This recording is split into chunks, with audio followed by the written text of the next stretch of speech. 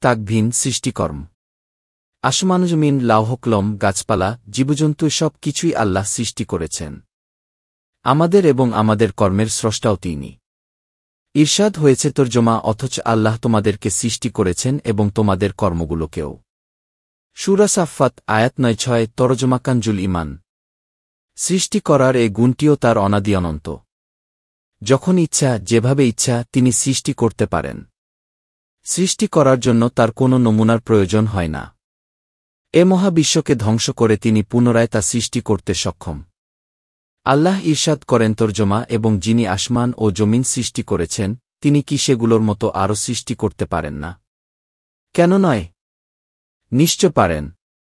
আর তিনি হন মহান স্রষ্টা, সর্বজ্ঞ। সূরা ইয়াসিন আয়াত ৮-১ তরজমা কানজুল ঈমান। সত্তাগত গুণ ব্যতীত আল্লাহর যত গুণাবলী আছে সবই তার কর্মগুণ। কর্মগত গুণ ওই সিফাত বা গুণাবলীকে বলা হয়, যেগুলোর মধ্যে সৃষ্টির সাথে তার সম্পর্কের বহিঃপ্রকাশ রয়েছে। আল্লাহর কর্মগত গুণ অসংখ্য ও অগণিত। শরহে ফিকহে আকবর। এদিকে ইশারা করে ইরশাদ হয়েছে তর্জমা, তারই নিক প্রার্থনা করছে যত কিছু আসমানসমূহ ও জমিনে রয়েছে।